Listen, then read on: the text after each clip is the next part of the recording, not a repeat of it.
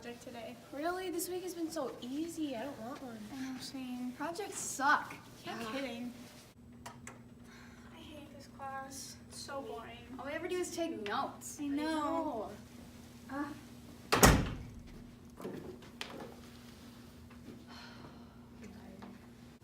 Good morning, class. Today I have a really fun assignment for you. I'm sure you've been hearing from other students that you've been assigned a huge presentation project, but I can assure you it will be more than manageable. This project, you will be drawing names of famous Renaissance painters to research. You'll find the contributions they made to modern art through their paintings. In addition, you will also have to create a piece of artwork that expresses their styles and techniques. Everyone come up to draw your painter.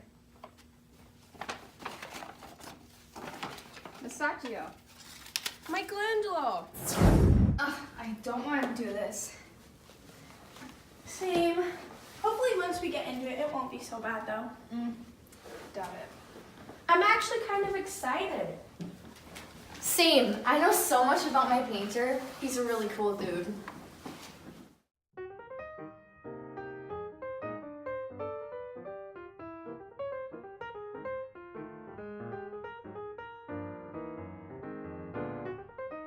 So what artists were you guys assigned? I'm doing Masaccio. I have Botticelli. I'm doing Michelangelo. What about you? I have Da Vinci. Hey, did you know that Leonardo da Vinci expressed human anatomy in his paintings? No way. Michelangelo did the same thing. So much so that he dissected human bodies. Ew, why would he do that? Because Michelangelo was so curious and so passionate about his work. Yeah, Da Vinci was the same way. Okay, that makes sense, but it's still gross. Hey, what are you guys painting anyways? I'm painting Masaccio as the Holy Trinity. I'm trying to represent Botticelli's natural style by painting a waterfall. How about you guys? Oh, I'm trying to recreate one of Da Vinci's most famous paintings, the Mona Lisa. I'm going to paint a part of the Sistine Chapel ceiling. What's so special about that? Pope Julius II asked specifically for Michelangelo to paint the ceiling. Why did the Pope choose him? Because of the work he did with the Medici family. Oh shoot, look at the time. I have to go to basketball. Be back in like an hour? Bye, Linnea. Have fun! Oh, hey guys, were you guys just talking about the Medicis? Yeah, we were. Oh, what's this? Oh, it's Linnea's. She was painting about Botticelli's natural style by recreating a waterfall. Oh, that makes sense. Oh, I need to work on my project. Do you guys have an extra one of these by chance? Yeah, here you go. Thanks. Oh, I don't really know what to paint. What should I do? Oh, don't you have Raphael? Yeah. Oh, you should paint the School of Athens. Wasn't that one of his most famous paintings? Oh, that's a good idea, Amy. Thanks. What's that? Oh, the School of Athens was a fresco in the Stanza della Signatura. What's a fresca and what did you say? Well, first of all, it's a fresco, which is when somebody paints into the wall instead of on a canvas like this one. And the Stanza della Signatura is the Pope's old library. Stella Deso. What now? The Stanza della Signatura. Oh, what was it about? Well, it was about a lot of things. Like, it showed how people didn't really care about the church as much as they used to in the Middle Ages. The Pope hired Raphael because he was super well known at his time. He was also super young and died super young. He did a super good job of showing famous figures at the time, like Plato and Aristotle in the middle. Plato and Aristotle, aren't those the famous Greek philosophers?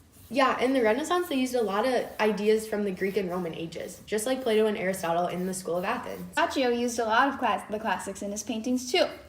For example, in his painting The Holy Trinity, he used the Roman arches in it. Oh, there's a lot of arches in the School of Athens, see? Well, Masaccio was one of the earliest painters in the Renaissance. He was painting back even in the late medieval times. So he was very inspired by the classics, and that's how he got his ideas. Yeah, Da Vinci also used some classic stuff. Although he wasn't necessarily known for it, one of his famous paintings was The Last Supper, which represented Jesus with his disciples. Wait, what even is classicism? Classicism is the incorporation of the beliefs of old Greek and Roman thoughts into paintings. Oh yeah, Michelangelo also painted about classicism in his painting in the Sistine Chapel. Yeah, his 9 panels in the center of the ceiling were about God, the life of Noah, and Adam and Eve. In the School of Athens, there was a lot of classicism portrayed, just like Plato and Aristotle, like I said earlier. They were super respected in the math and science areas. Yeah, Leonardo also had incorporated math into his paintings. He used a triangular composition in the Mona Lisa, which basically means like a big triangle. Oh, well, Masaccio used linear perspective, which is similar to yours. Basically, linear perspective means turning something 2D, like this picture, into something 3D, like this paint. Hey Linnea, how's basketball? Oh, it was so bad, but it's fine. What did I miss? We talked a little bit about the new interest in Greek and Roman ideas. And math. Oh, that's cool. Botticelli liked to display humanity in his paintings and centered some around religion. Humanity is basically just the collective human population. In St. Augustine in his cell, Augustine is colored as a cloaked figure holding a book. He looks as if he could read anyone's thoughts because of his concentrated forehead and his creased eyes looking out into the distance. His gaze is towards heaven, and this shows how the church wanted to force others to look up and value the church as well. Yeah, in the School of Athens they show that too, because Plato and Aristotle are in the middle. See?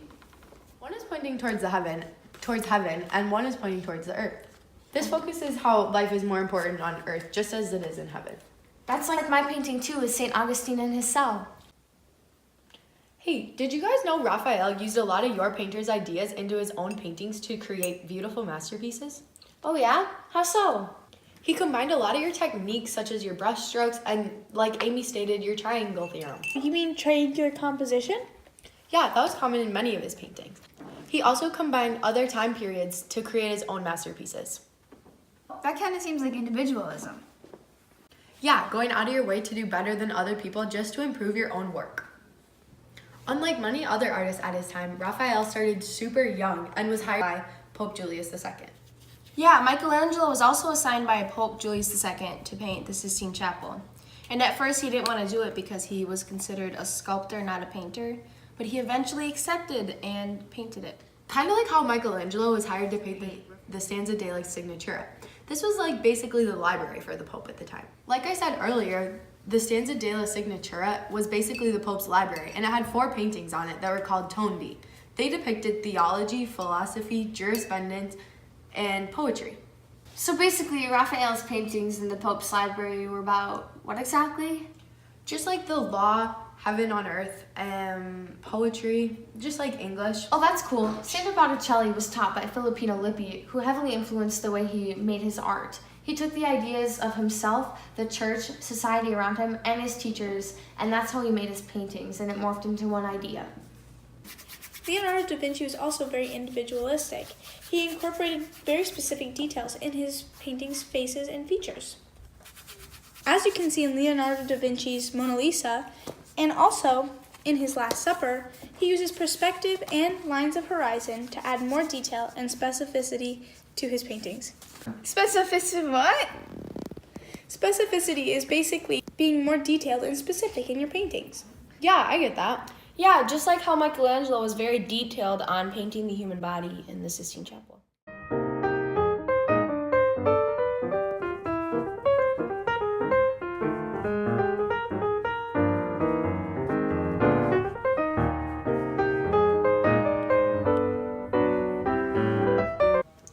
Oh, as you can see in my Mona Lisa that I'm painting here, it kind of looks sort of muddled and blended. But that's actually to make it seem more realistic and soft, and even so much so that you could reach out and touch it. This looks pretty good, guys. Great progress today. Yeah, I think we're almost done. Great, I'm so glad we're almost done with this. This was actually really informative and enjoyable. Okay, bye guys! Bye, Bren! Okay, first hour, we're gonna begin our presentations now. First up is Veronica Radke. Yes. The painting I recreated was The School of Athens by Raphael.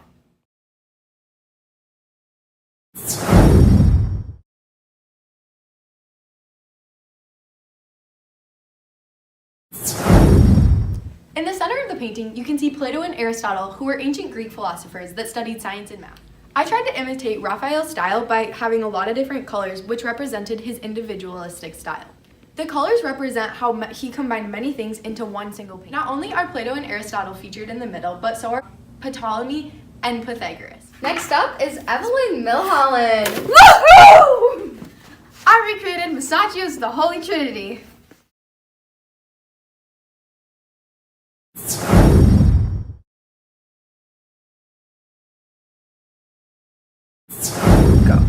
Masaccio was one of the earliest Renaissance painters.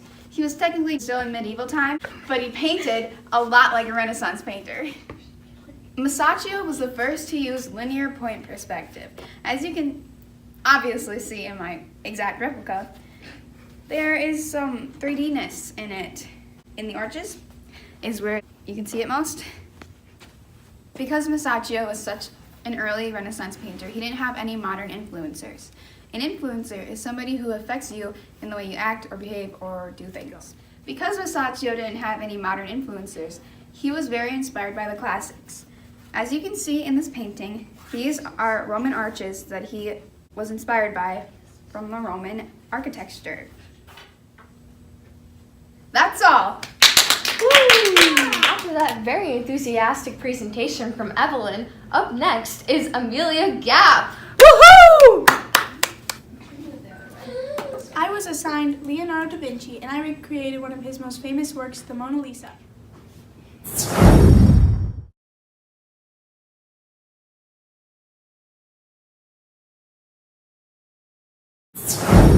Leonardo used a lot of very unique methods in his artwork, especially in the Mona Lisa. Leonardo used specific detailing and perspective in his paintings, especially in this one. In the front you have the Mona Lisa, and in the back you have all the nature and landscaping, which looks like it's way in the back. Da Vinci always put a lot of time and effort into his paintings, and if he painted something that he didn't like, he would throw it away and start something new altogether. Da Vinci went so far as dissecting human beings, just so he could be more accurate in his paintings of humans.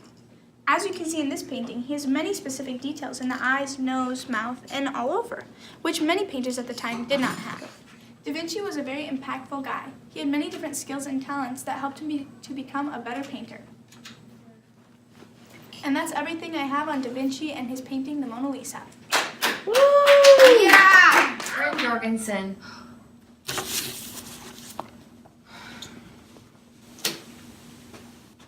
Okay, so the painting that I recreated was one of the most famous paintings by Michelangelo, which was on the ceiling of the Sistine Chapel, and I recreated one of the most famous panels on it, which is this one.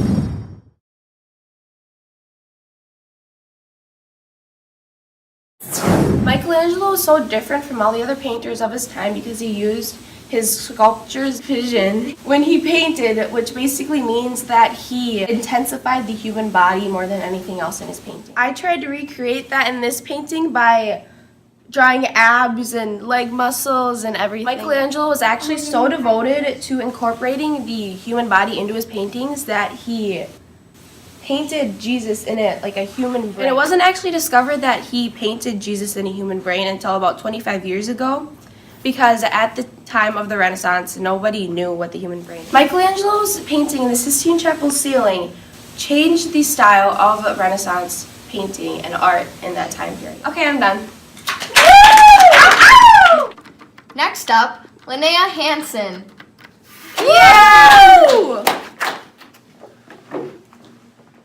For my painting, I created my own original artwork using Sandro Botticelli's styles and techniques. Botticelli added lighter and darker pigments in his paintings, which made them look more realistic. I used this technique here on the mountain, using white to show that the ridge is closer from the focal point, which is about right here. Sandro Botticelli also loved to focus on the bodies of his figures in his paintings. While my painting is about nature, I like to focus the flow of the waterfall as a body, and I use certain strokes so you can tell that it's actually moving.